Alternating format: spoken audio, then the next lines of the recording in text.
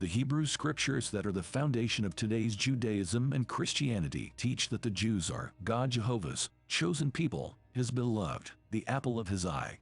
Yet, when Adolf Hitler was sending the Jews to concentration camps to die by the tens of thousands, the God of the Hebrew scriptures did not save them. Have you ever wondered why? We have no reason to think that these Jews were not praying sincerely for their God Jehovah's protection from this madman and his mass genocide plan for the Jews.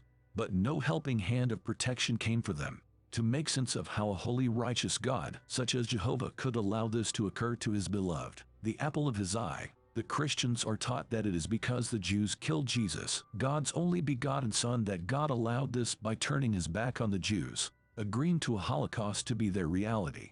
Christianity teaches that it is because they crucified God's Son that their prayers will not work in bringing protection.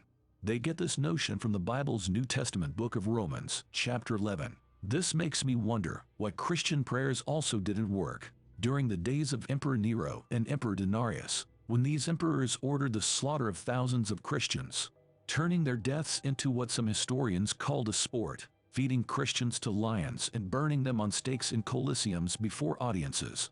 These Christians had not killed God's Son but tried to live their lives for him.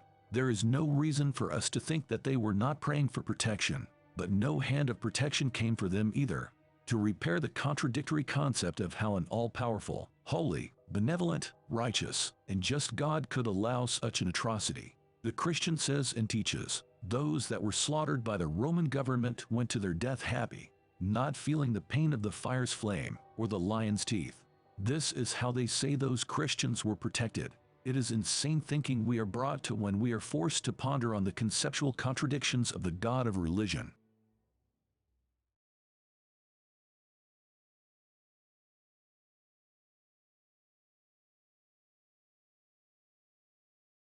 Someone may ask, is prayer real? The experiences religious folk undergo when praying to their God is undeniably real. In fact, the activity in the brain, which manifests the sensations you feel, makes it real. What I mean is this: the experiences religious folk undergo with the God of their religion, even if their God is a tree or a doorknob, are very real. But understanding what real is, that's the key. Talking with God in prayer is a neurological experience that is just as real as any physical sensation that we would encounter in the world we live in. Yes, the physical sensations of talking with God are as real as the physical sensations felt when responding to the world we sense. It is, as I once heard in a movie classic, which stated, real is nothing more than electrical signals interpreted by your brain. The frontal lobe is a region of the brain found inside the forehead. This part of the brain is intensely active when we hold conversations with one another. The frontal lobe sector of the brain allows us to speak as well as listen. The first thing you should understand is this: in prayer with God, this part of our brain acts just as it would when holding a normal conversation with a person. What I mean is this: the exact same neuron cells fire, which gives the same sensations in each case of talking with God or in talking with a regular person. The individual's sentimental sensations in prayer and worship with God may be emotionally heightened because the worshiper believes they are not just talking to a regular person, but God Almighty. The Christian church community usually contribute this heightened emotion to the Holy Ghost.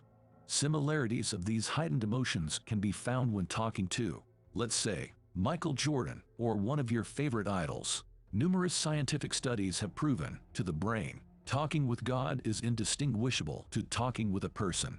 When one ponders on God, there are no special neurons firing as one would expect.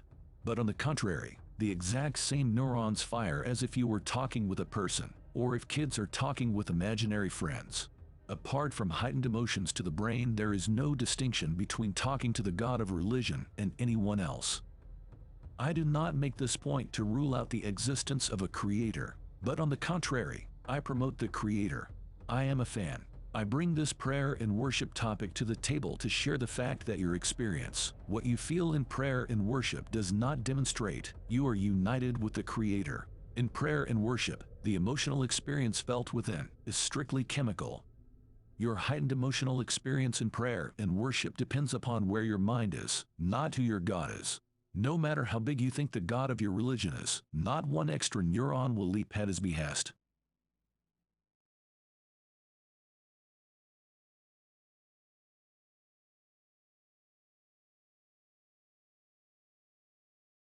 Have you ever wondered about religion?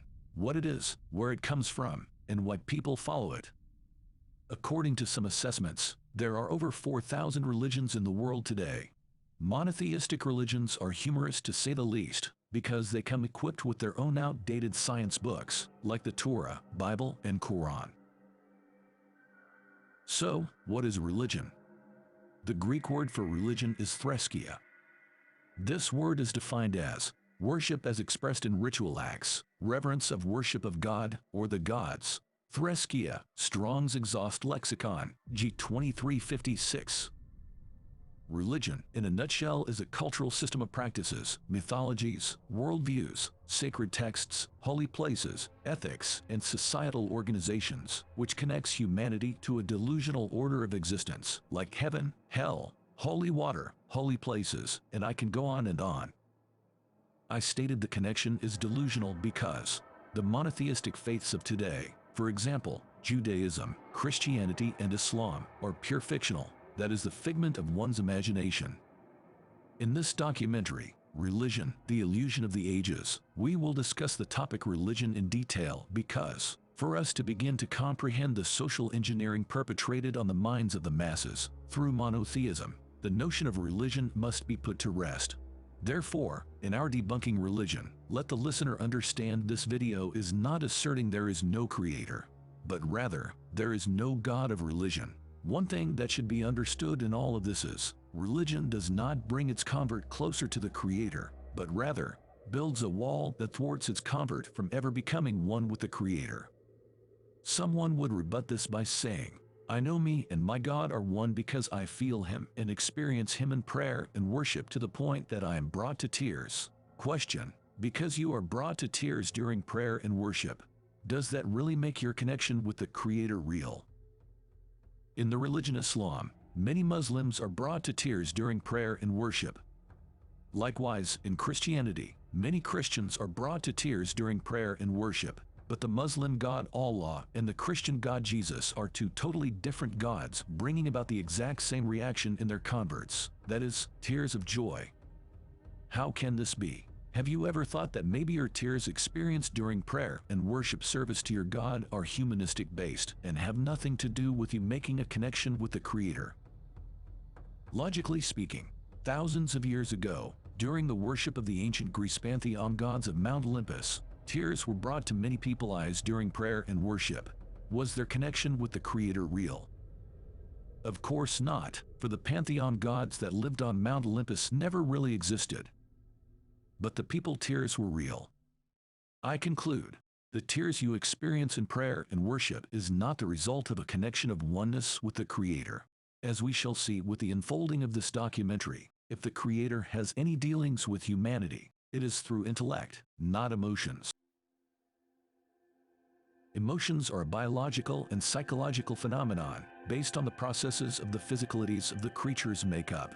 Emotions are a conscious mental reaction, subjectively experienced as strong feelings, usually directed toward a specific object, and typically accompanied by psychological and behavioral changes in the body. Emotion, Merriam-Webster. When we attribute our human traits, for example, emotions, to the Creator, we anthropomorphize what is termed God. This is a humanization of the Creator. I call it a humiliation of the Creator. Anthropomorphism is defined this way: the attributing human characteristics and purposes to inanimate objects, animals, plants, or other natural phenomena, or God. Anthropomorphism, dictionary.com. If we don't attribute our eruption of emotions felt in prayer and worship to some sort of connection with the Creator, this question begs an answer. What exactly is going on within the worshiper during prayer and worship that brings about tears of joy?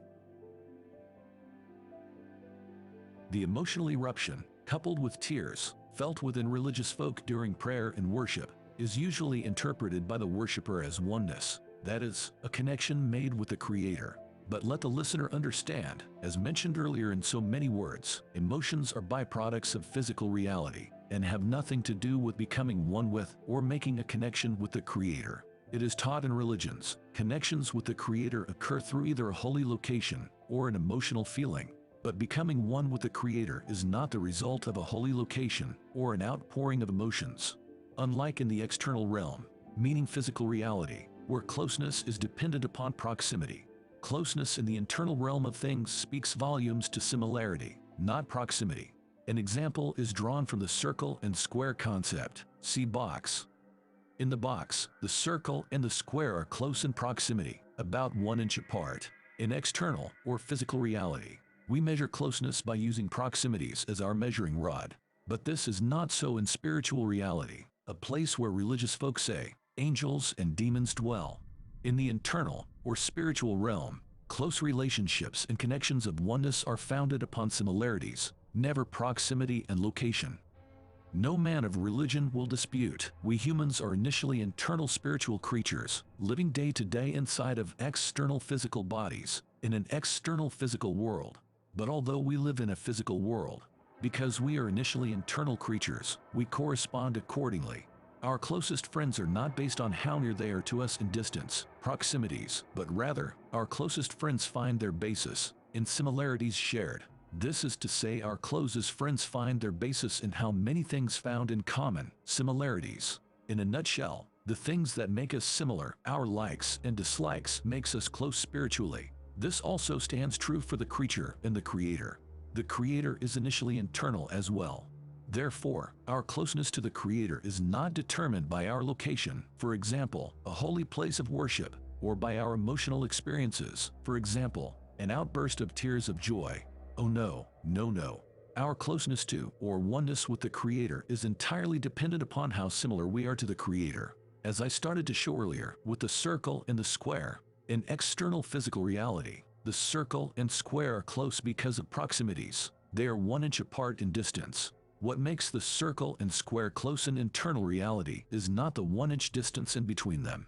In internal reality, there is no distance in between them, nor does the location inside the box the two geometric shapes share make them close, because in internal reality, there is no box the two geometric shapes share, but rather, the geometric shape's closeness is determined in the internal realm by the similarities of their properties. Although the circle and square appear different, even opposite in the physical, they are identical in the properties they both hold in the internal, which is 360 degrees.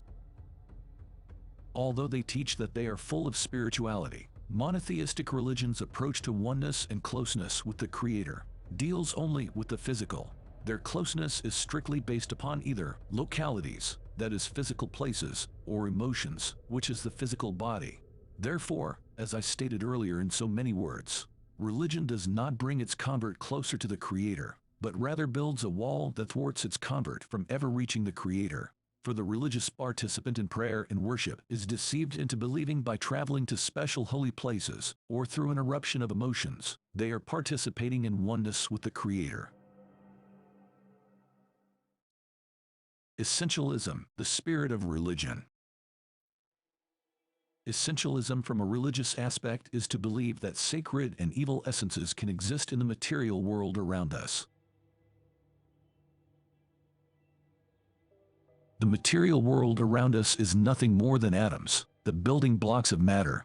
In an essentialist way, religious folk view the world of matter with an additional dimension, that is, a dimension where material objects can hold sacred and evil properties.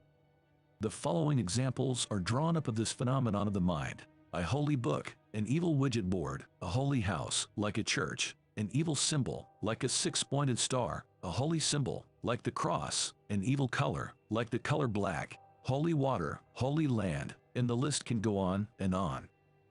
Those who view the world through essentialism will respond in accordance with what seems to be evil and what seems to be sacred to them. Through the dimension of essentialism, the book you are holding and reading can acquire properties of being evil or sacred, but it is because one person can look at a book and call it holy, while another can look at the same book and call it evil. We conclude that essentialism is nothing more than an illusion. The book is neither holy nor evil. It is only a book until the conscious observer gives it these properties. Thus, one can believe it is holy today, then believe it is evil tomorrow. The person who looks at the Bible and deems it holy or evil allows a new dimension of reality to open up. It is a reality where material objects like books, symbols, and places possess sacred or evil properties. I call this place, where the essentialist viewer dwells, a newly opened reality because the viewer once existed at a time when he or she did not see material objects as possessing sacred and evil properties, for example, when the viewer was a child.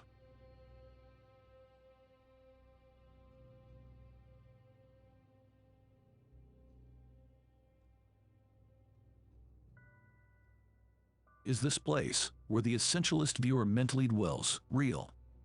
Partaking in the illusion of essentialism makes it real, because, as I mentioned earlier in so many words, real is just a construct of the mind. Essentialism is the foundation from whence every religion is built. Religion provides the framework and narrative, which allows people to try to put these so-called evil and sacred forces found in material objects together in a meaningful way.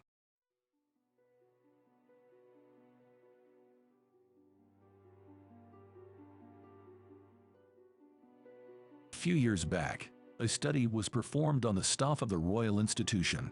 Bruce Hood, one of Britain's leading psychologists, is the one who led the study. The test subject group of the Royal Institution was given an ink pen to pass around the room. It was told to the subjects that the ink pen was used by the late great physicist Albert Einstein, the very pen he used to write his general theory of relativity. The group held the pen and looked at it with homage and adoration as they passed it around the room to one another. Afterwards, the same subjects were given the sweater worn by the serial killer Jeffrey Dahmer. The subjects were told to pass it around.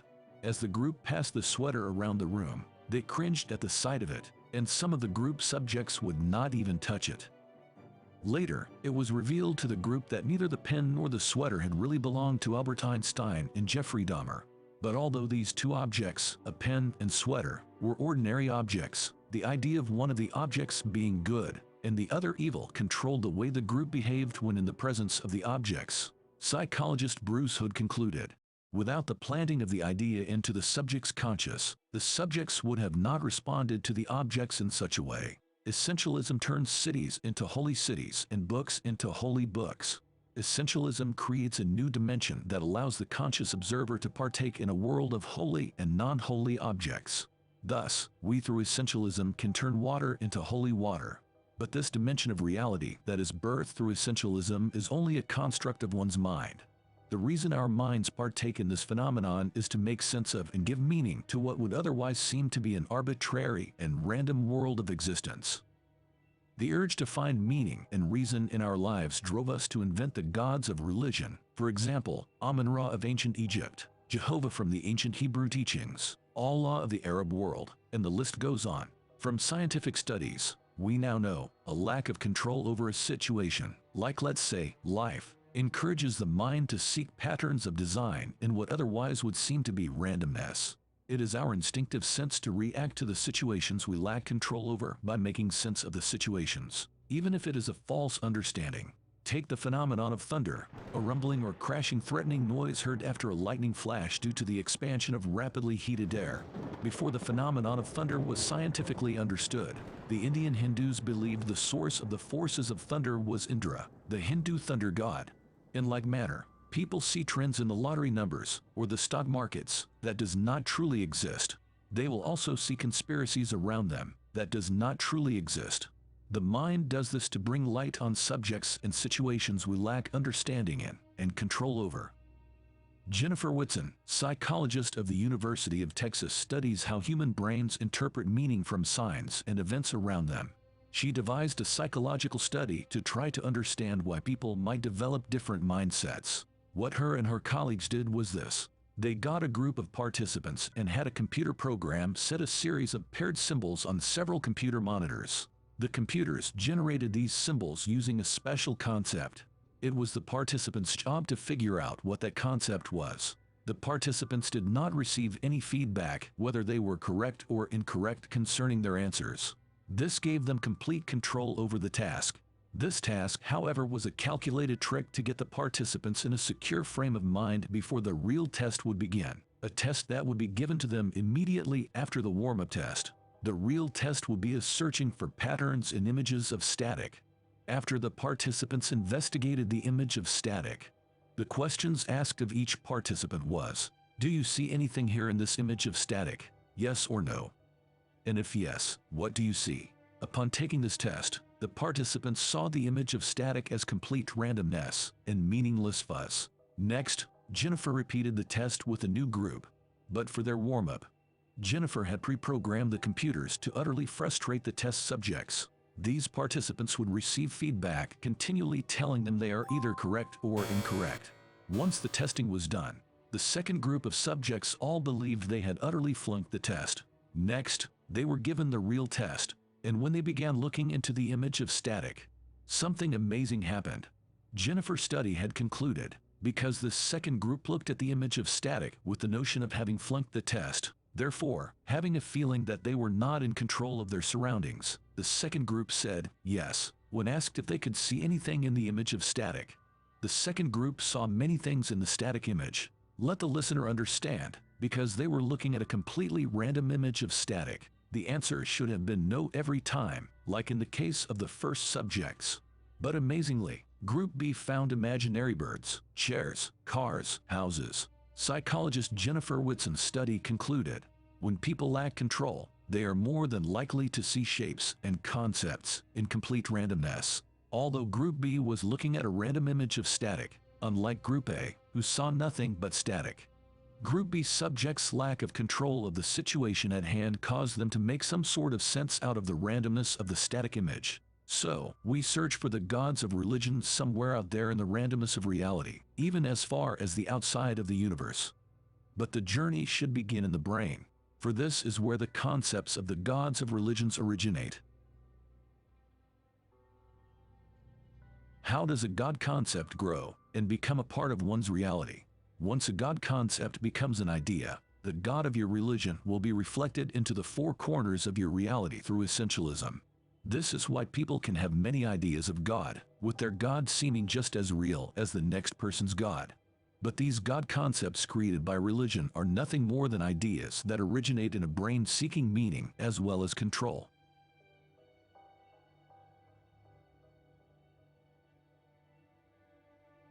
The story is told of an ancient man living in ancient times. His beloved mother has died.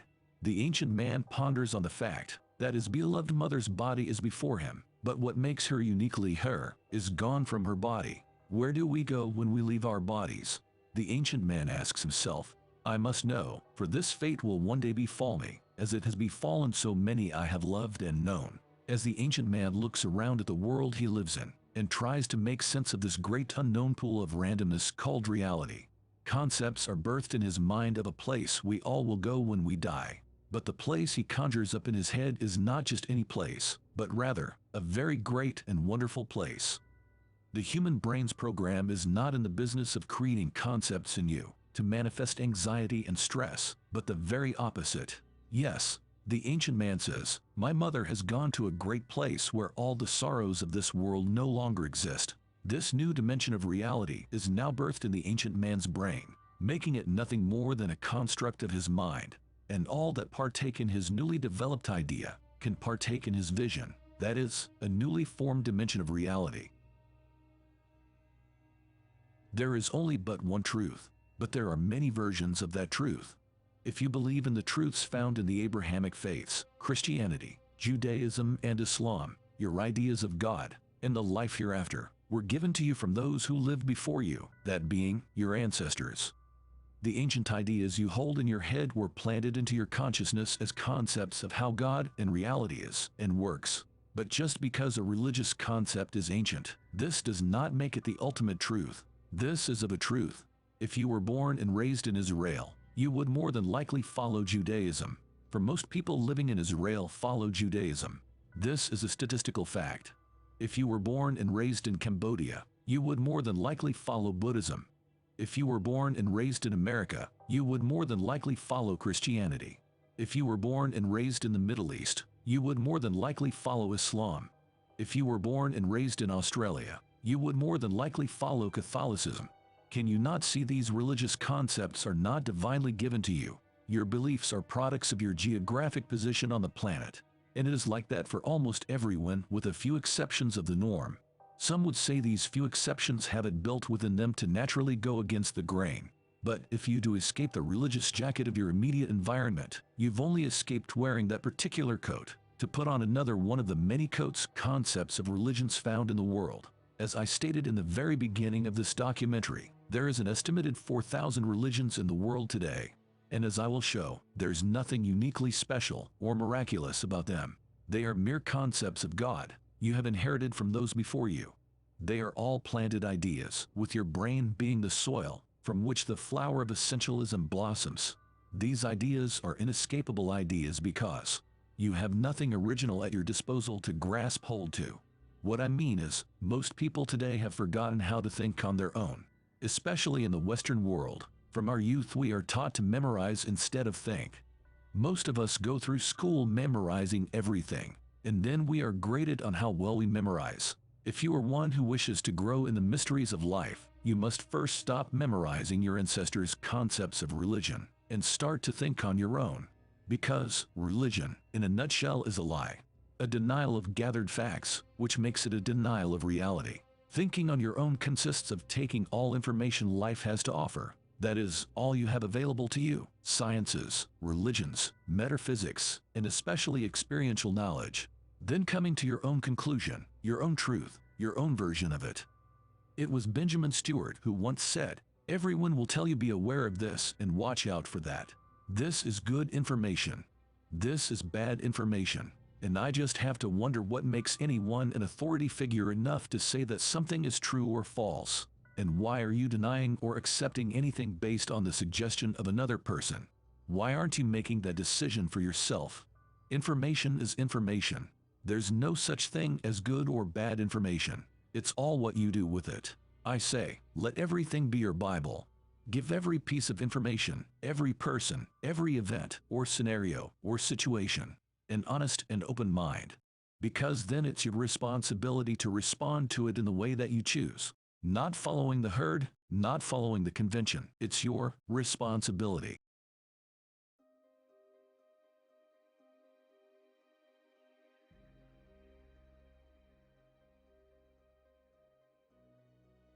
If there is a universal God force, and I believe there is, can it be fully conceived by a finite brain that cannot even download all that it has taken in at any given moment in time?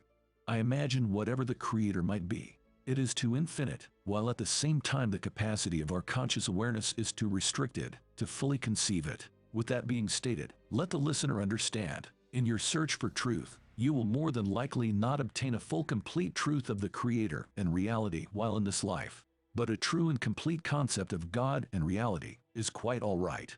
I would rather have the incomplete version of the truth than a complete lie. But it is those of a religious mindset who say, "I know the concept of God I hold is the ultimate truth," but they know nothing. When it is asked of the person of religion, how do they know assuredly what they believe concerning God is the truth? They usually reply in so many words that a prophet they never met who supposedly lived over 1,000 years ago got the insight directly from God and relayed it to them in a book, or scroll, or whatever. Now, mind you, this is not impossible, but the probability is slim. Can you not see how absurd it would be to put your whole being of existence on a notion from a person you never met, who may have never received anything from God? The man of religion would say that's blasphemy because he takes every word of his Bible as the ultimate truth. So let's take a quick but intense look at his Bible to see just how true it is.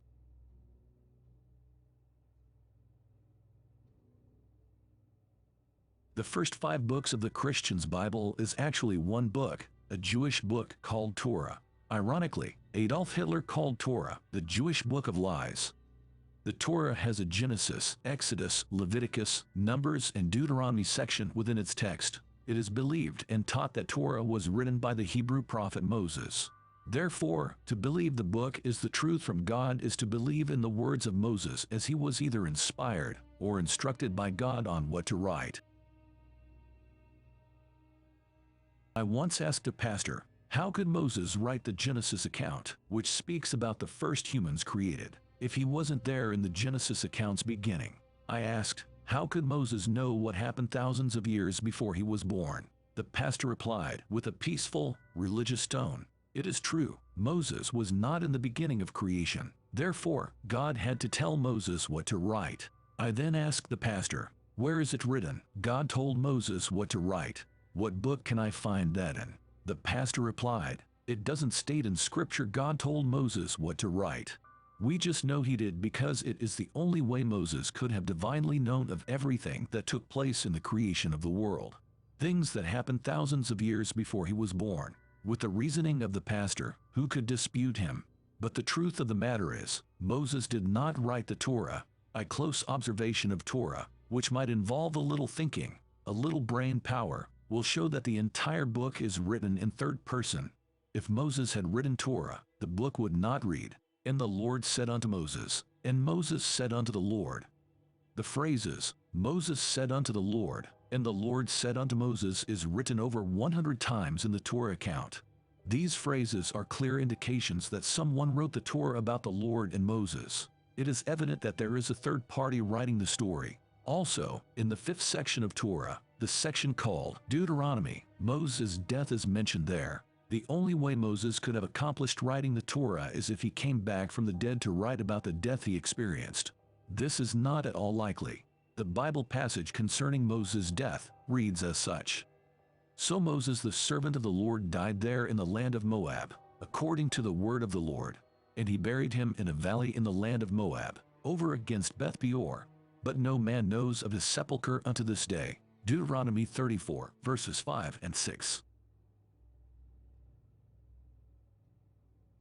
Those that are in search of a God, truth, and the purpose of life, it is time for you to think on your own accord concerning these things. The religious fool would say, "Yes, I follow a religion inherited from those of old, my ancestors, but I have not stopped thinking for myself." My response to that person would be, if you follow, let's say, Islam, you have not begun to think. You have stopped your search for God and have accepted the belief that you have found God. You are memorizing. Your road of search has been abandoned and you have jumped on another road.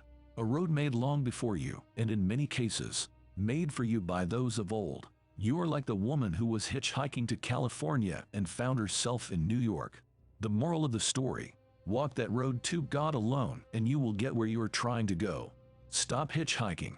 Stop using and memorizing other people created concepts and begin to use your own mind in putting the pieces of the puzzle of God and life together. As I mentioned earlier in so many words, incompleteness with continual evolution of understanding is the only logical way to travel. But it is through the desire of having every piece of the puzzle of life put in its proper place right here and right now that causes us to grasp hold to concepts from the past, which sound well and absolute, but are not. It is through our desire of having every piece of the puzzle of life put in its proper place here and now that causes us to drop conceptions out of things we don't truly understand.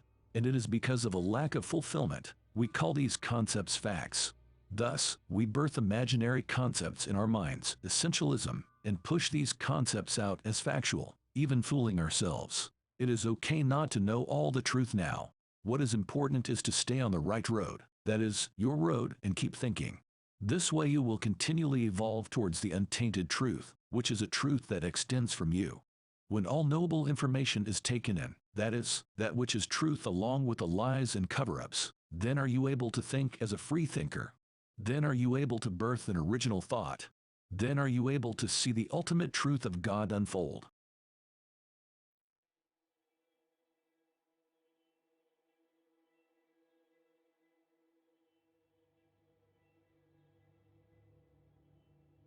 Someone once asked me, who or what is God? To be perfectly honest, I am not exactly sure who or what is the creator of the universe. It is quite all right to wonder about it. That desire to know called curiosity causes us to do just that. But once we give our speculations definite reality and dimension by saying things like, this is definitely the way God and life is and works, and there is no other way, we lose out in a gigantic way.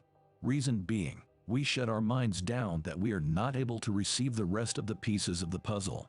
We close and lock the doors of our minds, closing ourselves in rooms that are not fully furnished. Let the listener understand, the brain processes 400 billion bits of information every second, but we are only consciously aware of some 2,000 bits of that information. Those 2,000 bits of information we are conscious of is only about our environment, our bodies and time. Thus, we only consciously perceive the tip of the iceberg. To draw up a concept and birth it as an ideology to live and die for when we do not hold all the pieces to the puzzle is absurd. It is like trying to put a 400 billion piece jigsaw puzzle together when you only possess 2,000 pieces. And it is insanely ludicrous to use our imaginations to fill in the empty spaces of the puzzle, then call it fact. We must understand we are optimistically growing towards the knowledge of what is termed God and truth. We can speculate while we grow. But when we do more than speculate, religions are born.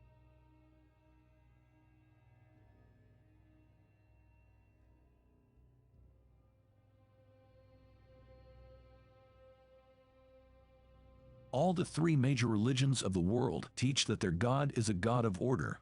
If your belief system is divinely given by a God of order for the purpose of manifesting order, why is this order not manifest in your religion? The order that's supposed to illuminate from your God is not seen in your people as a whole, that is, as a nation on earth. This order is not even seen in the settings of your congregations when you group together on your holy day. If you are truly honest with yourself, you will see that you did not even find this holy sanctified structure of order within your individual self. Concerning Christians, how can you find this Christly order within yourselves when your head, the biggest leader of the Christian faith short of Jesus, that is, the legendary Apostle Paul, stated in his letter to the Church of Rome that a continual war was waging within him, the writer of more books in the Bible than any of its other authors, stated in so many words, a war to do what was right and what was wrong, waged on in him. He wrote this to the Romans while he was a Christian and an apostle of Christianity. See the Bible's book of Romans, chapter 7, verse 19. Logically speaking, we count that things are true because they work, and things work because they are true. Therefore, if the thing does not work, it is because the thing is not true. If this holy order has not manifested in the 2,000 years of Christianity's existence, do you not think it would be wise to examine the concept you are following? It would be illogical to make up new concepts in your mind concerning why the order has not yet been made manifest. In accordance with the Christian doctrine, Jesus walked a sinless walk, and then gave you, the believers, the power to do the same through the Holy Spirit. But none of you are walking the sinless walk. To keep the concept of Christianity alive in your head, the mind will make excuses to explain why you are not able to achieve the sinless walk. I have heard a Christian even say, "Oh, Jesus meant he wanted us to just sin less and less, but not be sinless." Any concept conjured up that speaks against the Christian walking a sinless walk while living on earth is a contradiction to the doctrine of Christianity, because, concerning the Christian doctrine, Jesus came to die for your sins and give you the power through the Holy Spirit to walk the sinless walk. This sinless life, none of you that follow and profess Jesus walks it. Look around, you see no one doing what the Bible character Jesus was doing, that is, walking a sinless walk. Most people take these religious systems on face value that they work, but when put under the microscope, they see a completely different story. Have you ever asked yourself, why I believe in this teaching and where did it come from? When dealing with knowledge, concepts, and ideas, they should never be taken in lightly, but rather examined in the context of who we find it out from, where we are in our mindset when we find it out, what form it is coming in, what other ideas it is connected to. All these are just as important as the abstract notion of the knowledge. Rethinking what we already know in our search for the truth is necessary in finding out if we possess truth, a part of the truth, or a complete lie. I am sick, and knowledge of the truth concerning God and life is the only antidote. I will not be complete until I know and experience all I need. Until then, more knowledge, more wisdom, and more understanding of the ultimate truth. This will treat my symptoms, filling my gaps, that is, those empty spaces on the jigsaw board of my soul. Religion, on the other hand, teaches its disciples, you have all of the truth already. Therefore, I say continually, the religious folk are sick and don't even know it. Religious folk refuse to look at the symptoms of a flawed idea. It is as the old saying goes, the doctor does not need a physician. Religion seems to scream out, all you need to know is found in the concept of your belief system. Religion says with confidence, forget about the missing pieces of the jigsaw board. These things cannot be known anyway. It is as the New Testament Bible states concerning Jesus. In him dwells all of the Godhead bodily, and you are complete in him. Colossians 2:9 and 10. Christianity basically tells its converts, your search is over. You have no need to look any farther, because all your answers can be found in Jesus. And if you happen to run across something in religion that you do not understand, or something that is nonsensical or contradictory, for example, your inability to walk the sinless walk, Christianity, like the other flawed religions of today, will tell you, don't ponder on it, because some things are only reserved for God to know. Thanks for watching Religion, the Illusion of the Ages documentary. We hope you enjoyed. Be sure to smash the like and subscribe button to see more book documentaries by Howard West. Also visit howardwestbooks.com to stay updated with Howard West documentaries, his books, blogs, and more. That's howardwestbooks.com.